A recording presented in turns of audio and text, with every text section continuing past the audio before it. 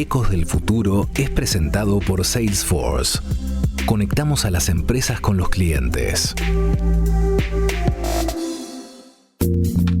Estás escuchando La Nación Podcast. A continuación, Martina Rúa presenta Ecos del Futuro, un podcast de innovación para conocer las principales tendencias de lo que viene y ser protagonistas de ese cambio. 3, 2, 1, fire.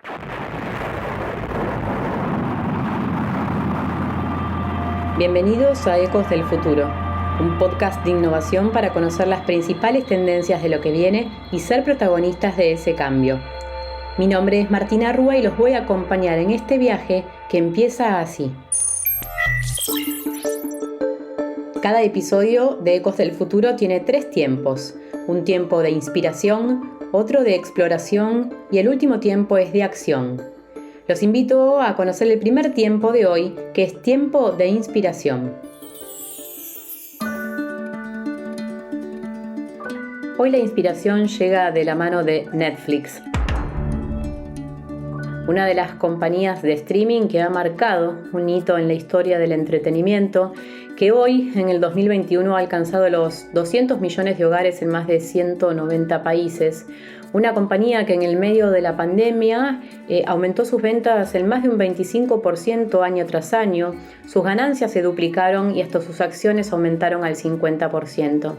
¿Qué tiene la salsa secreta de la cocina de Reed Hastings, este hombre que hoy tiene 57 años y que tuve la posibilidad de entrevistarlo a lo largo del crecimiento de Netflix? Recuerdo una primera vez en el 2014, donde creo que ni ellos imaginaban lo que serían en el 2021. Some people find bureaucracy comforting, that if they follow the rules, they'll be okay. You know, think of it as if you're someone who always cooks from a cookbook and, is very accurate, every dish is weighed to the gram, you're probably not going to like Netflix. And if you like, in a brand new area, following the recipe, but then freelancing and approximating and trying things, then you're going to love Netflix because you get to do that a whole lot. También tuve la posibilidad en 2019 de recorrer sus estudios de grabación en Los Ángeles y entrevistar a toda su plana directiva. Y el año pasado publicó un libro sobre su cultura corporativa que se llama Aquí no hay reglas, publicado por Conecta o No Rules, donde habla de una manera de hacer bastante particular. Y como siempre, que traigo y elijo estas culturas corporativas, se trata de entender sus atributos innovadores, ¿no? No de pensarla al 100% o de ensalzar una manera de trabajar, sino de decir qué nos sirve a nosotros para pensar nuestra manera de liderar. Y hay algunos puntos en los que Hastings se posa que creo que valen la pena rescatar. El primero tiene que ver con el talento. Cuando hablamos de quiénes son los talentos que forman parte de los equipos, él se dice, y esta es una frase que repite, que es: nos pensamos como un equipo profesional de fútbol, ¿no? Queremos ganar siempre y para eso necesitas una densidad de talento. Cuando te fijas cómo son los talentos que él tiene, son personas que han estado en la industria del entretenimiento durante 15, 20, 30, 40 años, pero que aquí han encontrado una autonomía en el hacer y retos que hacen que sea atractivo formar parte de Netflix. Generar densidad de talento a la hora de pensar a los equipos, y esto hace que haya sido muy, muy difícil también y muy severo en ese talento y en los resultados que obtiene. En el libro cuenta cómo, por ejemplo, ha despedido a personas, buenas personas, pero que no alcanzaban esas metas que se ponían. Y él dice que el tiempo que estuvieron en la compañía hace que también su valor de mercado prevalezca y aumente. Entonces, una primera idea que es acercarnos a la mirada del talento que tenemos en los equipos. ¿Quién se anima a decir: soy el menos inteligente en esta sala? Y ahí es donde más innovación puede haber. Cuando cada una de las personas con las que trabajamos y creamos pueden aportar y aumentar nuestra mirada. Segundo punto interesante para pensar esta cultura corporativa que crece y que es realmente diversa. Imaginen trabajar en 190 países y tener la agilidad para, por ejemplo, como ellos han hecho, cambiar su logo en muy pocos meses o responder a las necesidades de las audiencias en el medio de COVID, hablan de un feedback continuo con intención positiva. Según Hastings, es la única manera de buscar la excelencia y la mejora continua. Sin este feedback periódico y honesto, no se puede avanzar porque por lo general las personas se mueven por protocolos políticamente correctos o con miradas que no aportan claridad. Entonces él cree que a veces es conveniente ser honesto, directo en lo que se precisa, pero siempre tratando de tener una intención positiva, ¿no? Si el feedback no puede ser una crítica por la crítica en sí, sino que tiene que generar que esa persona se mueva hacia un mejor lugar. Es conocida la cultura corporativa de Netflix por un feedback continuo. Creo que algunos podríamos verlo como muy brutal, donde la eficiencia está muy por encima de muchas cosas. Así que feedback continuo y conversaciones cotidianas para pensar cómo se mejora. No esperar a que haya ocurrido algo, sino que el feedback sea permanente y nos permita la mejora semana a semana. Por otra parte, en ambientes tan competitivos y con profesionales de alta performance, no es raro encontrar a personas con egos desmedidos, ¿no? O personalidades controversiales. Esto no es solamente de la industria del entretenimiento a Netflix. Creo que a muchos nos ha pasado en formar parte de grandes proyectos, pero donde había personas muy difíciles de llevar. Y acá el CEO y fundador de Netflix es bastante tajante y su frase es: no toleramos imbéciles brillantes, ¿no? Por más que esas personas tengan muy buena performance, alcancen los números buscados o puedan avanzar en la industria, no se tolera estos malos tratos o personas que le hagan mal a la cultura corporativa. Muy interesante esta mirada, donde también cuenta en el libro casos puntuales de high performance, como él lo llama, pero que han sido despedidos por no tener una cultura colaborativa y de buen clima con el resto de las personas. Algo de lo que se habla mucho de Netflix, seguramente lo han escuchado, es que tienen vacaciones sin límites, ¿no? Y parece realmente un paraíso. Uno diría, una compañía en la que puedo, si quiero, tomarme vacaciones durante todo el año. Bueno, lo cierto es que cuando te fijas en las cifras, y no solo de esta industria, las personas solemos no tomarnos todas las vacaciones, solemos acumular días porque siempre estamos esperando un mejor momento, porque siempre tenemos mucho trabajo. Entonces acá lo que se busca fomentar es la autonomía y la responsabilidad, tanto en la toma de vacaciones como a la hora de trabajar.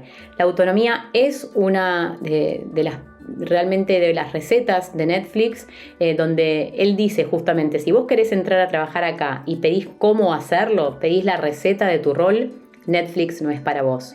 Y esto es algo que se escucha cada vez más en todas las industrias, que las personas puedan recrear sus roles desde la autonomía, que no esperen a que se les diga cómo recrearlo, sino empezar a buscar ese camino de carrera, cómo avanzar más allá de lo que se requiera de su rol. Para que esta autonomía exista y sea parte de la cultura, los líderes tratan de fomentar con el ejemplo, tomando breaks periódicos, tomando vacaciones, haciendo viajes por placer. Y él dice que esta autorregulación funciona de manera positiva y esa libertad se maneja con mucha responsabilidad en la compañía y es una también de las pintas distintas que tiene Netflix a la hora de trabajar. Cuarto punto que me interesa de la cultura es cómo se organizan alrededor de la flexibilidad y toleran el caos, algo que ha sido una gran ventaja para este contexto que nos toca vivir. Pero organizarse alrededor de la flexibilidad y el caos no es para cualquiera.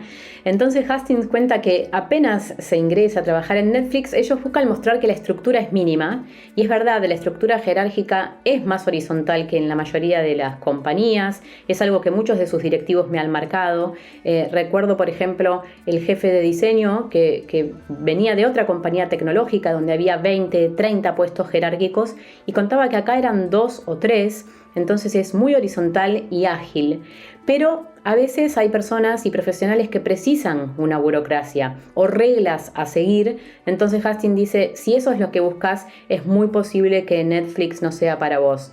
Tolerar el caos ser flexible ante la incertidumbre, algo que la pandemia nos ha obligado a los profesionales de todos lados, algo que está también en la receta y en el ADN de ser compañía de Netflix. La competencia está afuera, no está adentro, es otra de las cosas que dice para lograr la convivencia entre tantos talentos, y lo que está dentro es la colaboración. Cómo colaboramos entre los distintos profesionales, y él dice que no queremos que nuestra gente compita entre sí, la competencia es HBO, es Disney y tantos más, y evalúan a las personas por sus habilidades para trabajar en equipo, ¿no?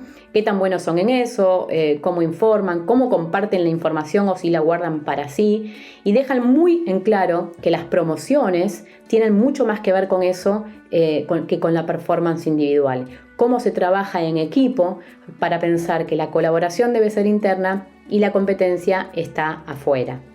De este tiempo de trabajo a distancia, Hastings es uno de los defensores de poder estar en un mismo espacio físico para poder crear.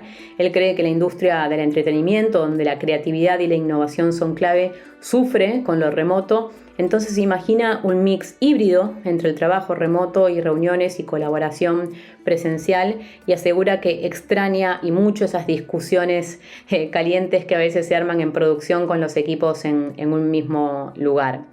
Aquí no hay reglas, este libro está realmente construido como un manual, tiene resúmenes accionables donde deja preguntas para que cada uno de nosotros al final del equipo, al final del capítulo, las pueda pensar con cada uno de los equipos y trasladar a las distintas industrias donde estamos trabajando. Si pudiéramos espiar entonces en los ingredientes de la salsa secreta de esta compañía, creo que encontramos cómo tener a los mejores talentos y querer que se queden, fomentar un feedback continuo con una intención positiva, no tolerar a los imbéciles brillantes, como decía Hastings, que las personas puedan tener autonomía en el hacer, pero también en el descanso, cómo lograr una organización mayor alrededor de una gran flexibilidad que pueda tolerar el caos, y cómo entender que la competencia está afuera y tenemos que poner foco en la colaboración interna. Una compañía que ahora tiene competencia por todos lados, que cuando hablé la última vez con Hastings recuerdo que me dijo, no vamos a ir al mundo de los videojuegos y ahora están apostando ahí, que tendrán que diversificar su mirada y sus productos y servicios para tener una oportunidad en lo que sigue en la industria del entretenimiento.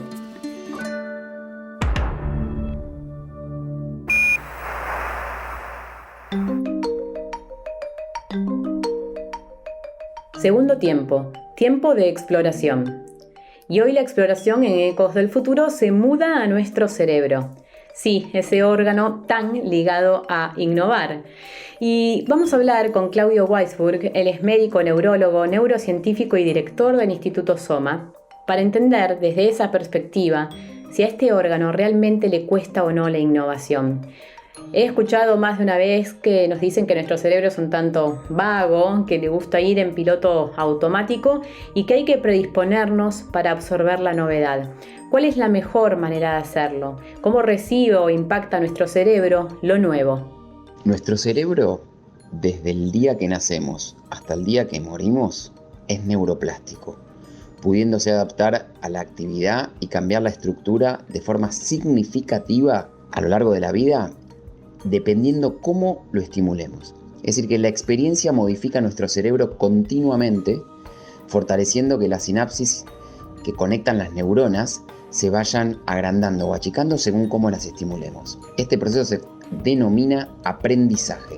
Nuestro cerebro aprende con lo nuevo, se motiva con lo novedoso, con lo que genera aprendizaje, lo desafiante, lo que no conocemos, y estar en una zona de confort con algo que no es conocido para el cerebro.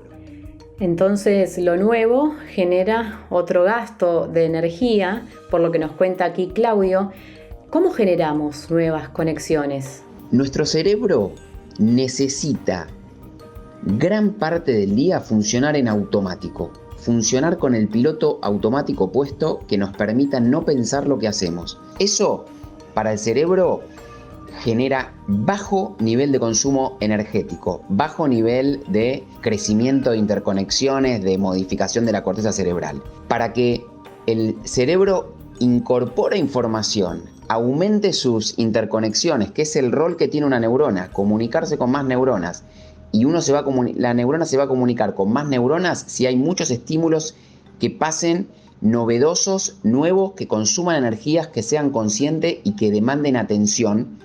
Y eso es lo que consolida los cambios estructurales neuroplásticos que van a generar y consolidar aprendizaje. Y todo lo nuevo, todo lo desafiante, todo lo que nunca hicimos, todo lo que nos motiva es lo que realmente va a ir agrandando las interconexiones que nuestro cerebro tiene y va a ir consolidando conocimiento de una manera armónica y apropiada. Entonces, generar acciones que nos motiven parece ser uno de los motores para ser más creativos. Y finalmente, hablamos con Claudio de cómo generar un estado mental más permeable a la creatividad y a la innovación desde nuestros pensamientos y nuestras acciones. El cerebro funciona en red.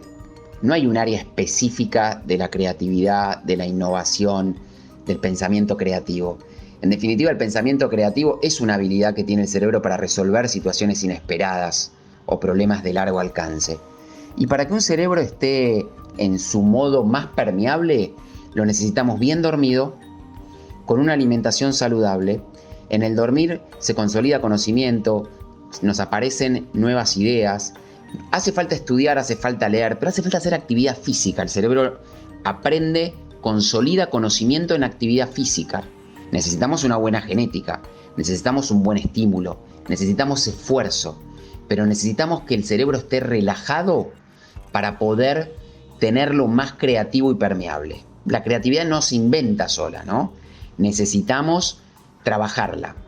Y para trabajarla necesitamos tener nuestro cerebro en el mejor de los equilibrios y en el mejor estado donde las mejores ideas vienen es cuanto más relajados estamos y más lejos estamos del estrés. Dormir, hacer actividad física, exponernos a lo nuevo, estar muy motivados, todas nuevas maneras de pensar cómo podemos impactar y estar más permeables a lo nuevo con nuestro cerebro de aliado.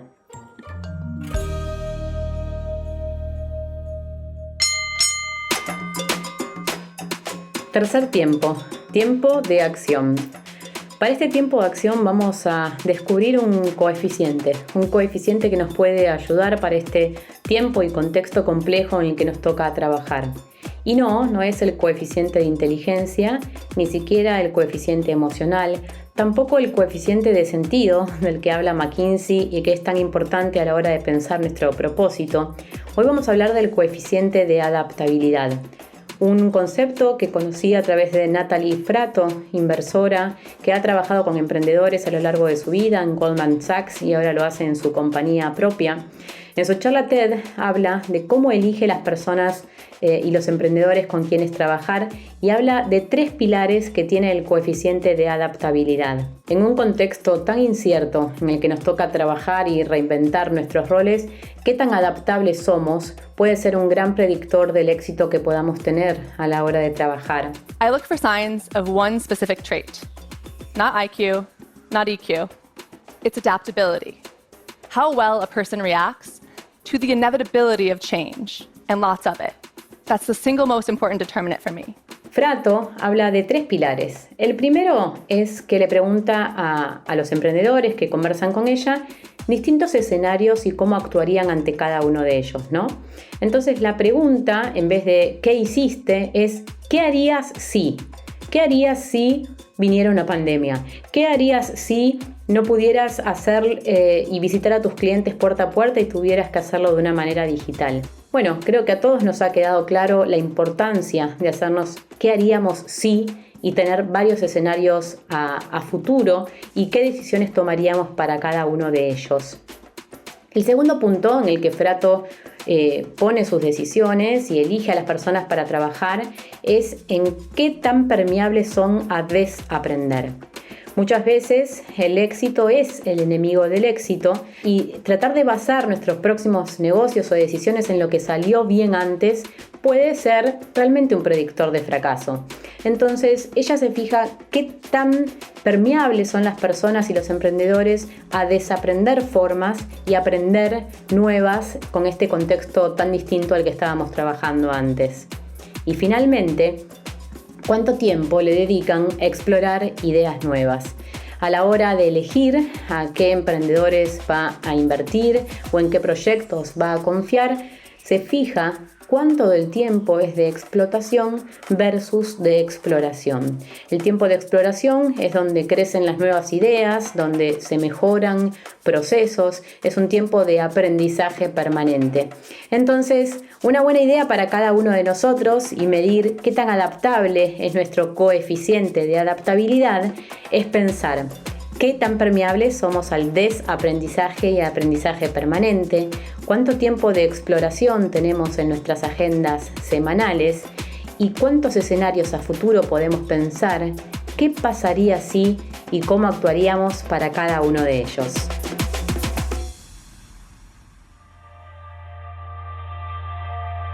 Estamos llegando al final de este capítulo y es hora de volver del futuro para aterrizar en el presente.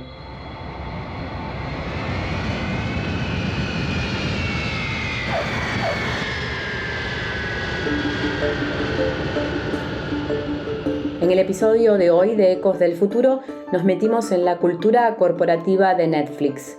Densidad de talento, feedback permanente, autonomía en el hacer y tanto más.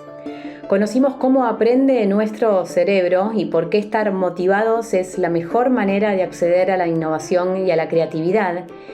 Y también cómo podemos masterizar nuestro coeficiente de adaptabilidad. Cómo ser más adaptables en contextos inciertos a través de 3 pasos. Quiero invitarlos a construir este proyecto juntos. ¿Qué temas relativos a la innovación, qué historias, qué organizaciones, fenómenos les gustaría que tratemos aquí? En las redes de Podcast La Nación los leo y así hacemos algo juntos. Este fue un nuevo episodio de Ecos del Futuro, un podcast de innovación para conocer las principales tendencias de lo que viene y ser protagonistas de ese cambio. Mi nombre es Martina Rúa y los espero en el próximo episodio.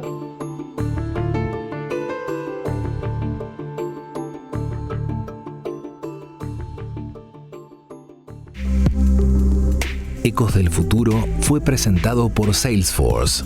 Conectamos a las empresas con los clientes. Esto fue Ecos del Futuro, un podcast exclusivo de La Nación. Escucha todos los programas de La Nación Podcast en www.lanacion.com.ar. Suscríbete para no perderte ningún episodio. Estamos en Spotify, Apple Podcast, Google Podcast y en tu reproductor de podcast